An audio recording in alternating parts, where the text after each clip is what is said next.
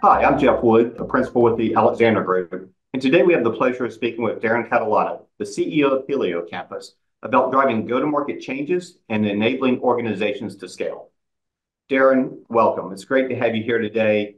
Could you give our viewers a little bit of an overview of your background, HelioCampus, as well as the solutions that you provide across services and software? Thank you so much, Jeff. Appreciate the opportunity to tell our story today. HelioCampus is an ed tech company. We primarily service the U.S. post-secondary market. We have very unique roots in that we spun directly out of the University of Maryland system, where the Board of Regents provided the seed funding to start the company. And so we've really built the company around what we call our institutional performance management thesis. And so we look at our goal is to help higher ed institutions drive enrollment, student success, and net tuition revenue. We look at it as part of our goal to help them manage their expenses so that they align with revenues and to improve student learning outcomes. And we do it by offering three platforms. We have our data analytics offering, our financial intelligence solutions, and our assessment and credentialing platform that we now have 160 universities and colleges nationwide.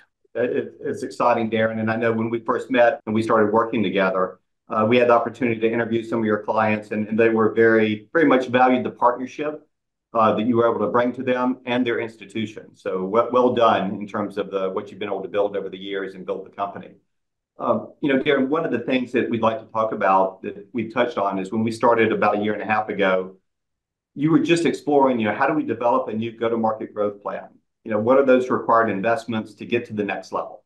Can you tell us a little bit about what was the catalyst for change and how did you think about that process that you started to embark to really go to the next level? Just starting a little bit from the beginning, we launched a company in 2015. And, as we kind of came out of the other side of the pandemic, as we launched the company, we built the company, we hit the pandemic, and the pandemic, like all other companies, we were forced to understand what the impact was on our business, what changes we had to make.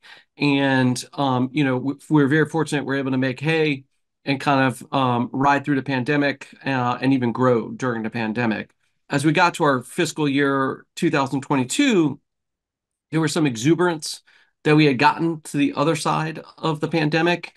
And we unfortunately overplanned our business. And so as we kind of took a step back and said, okay, well, we missed our bookings plan, why, what was the reasons why? And we kind of recognized that we had an unrealistic plan, right? So we didn't have enough resourcing, we didn't spend enough money to build the kind of pipeline that we needed to hit the type of bookings goal that we aspired to and that we had planned. And so that's when we took a step back and said, what are the requisite investments that we need to make?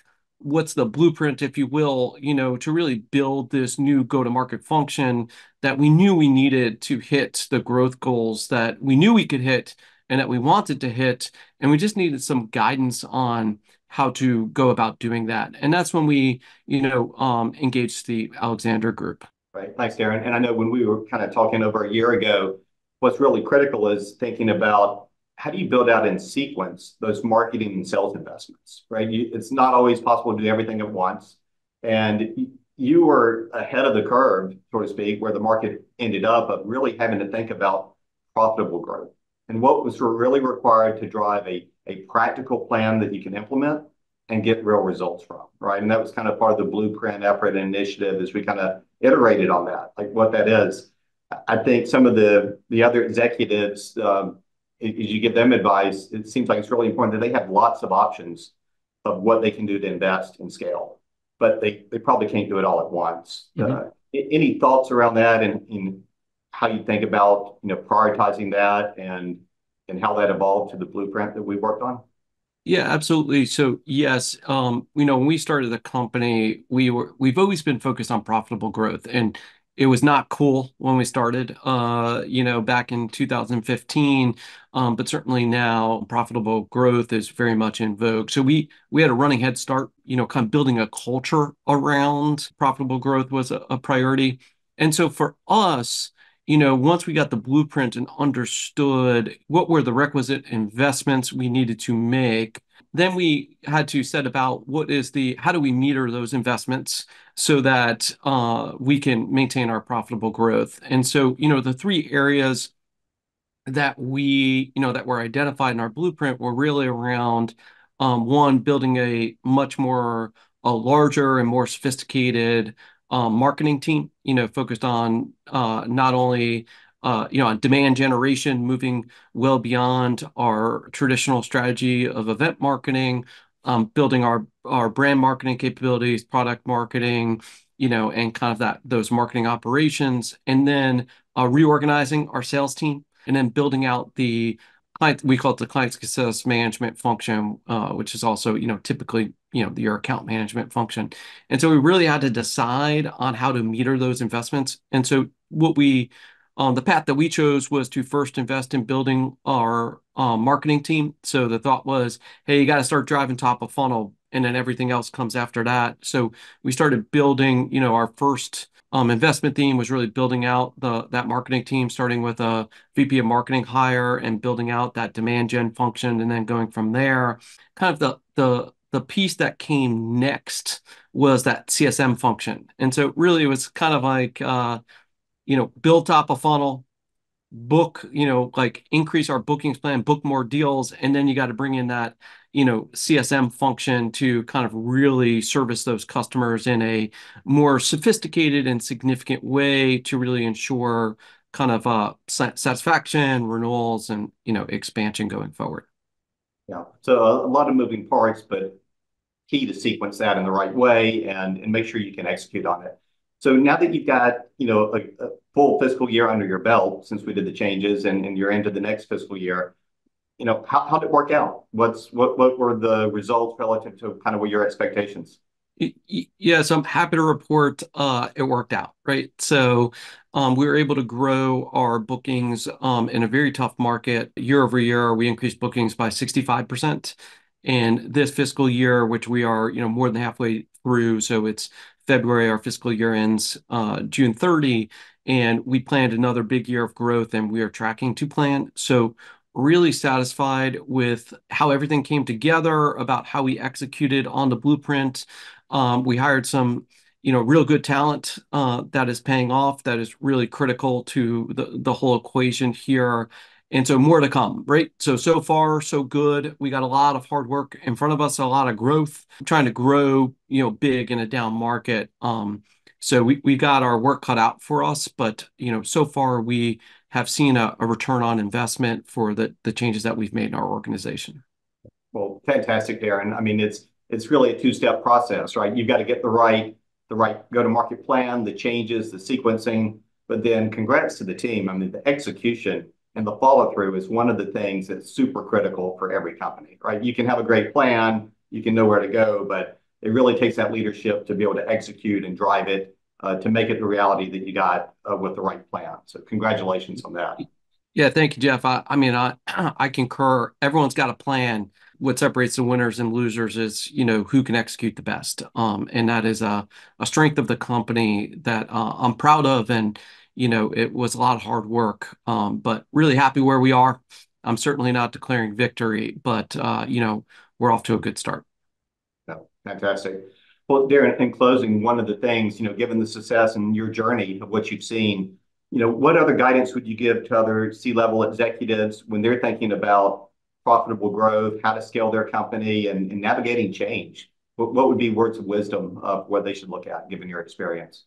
Yeah, so what I would end with is just the cultural aspect of this. As we alluded to earlier, always had a culture of profitable growth, so that was just something that was more ingrained in the company. But really building this go-to-market function, there was a cultural shift. We went from a enterprise sales-led growth strategy to more of a more cohesive go-to-market strategy that was marketing led and had these multiple components to it. And that was really kind of a shift in the culture, And so we intentionally rebranded. It used to be sales and marketing, and we intentionally internally rebranded as the go-to-market team. And so we said, hey, while we have different functional organizations, you are all now one team. And that one team, included marketing, our sales organization, and our CSM teams, as one organization. So when we get together, we don't have sales meetings, we don't have marketing offsites. We always get together as the go-to-market team. And I'll also include product management in that as well. We were very intentional in designing our org structure. It preceded, but was in conjunction with our engagement with AGI. But we're very intentional in building it. It all starts with product, right? You got to have the right product that people want to buy. Then you need to be able to tell your story in the market and build pipeline. Then you need to be able to sell and close deals. And then you need to ensure the highest level of satisfaction that leads to renewals and, the ability to expand business within those very satisfied customers. And so it was a cultural change and one that you have to be very intentional to, focus on this go-to-market methodology and ideology. And we're looking now as we are, looking at our performance this year at making additional changes and tweaking that model going forward.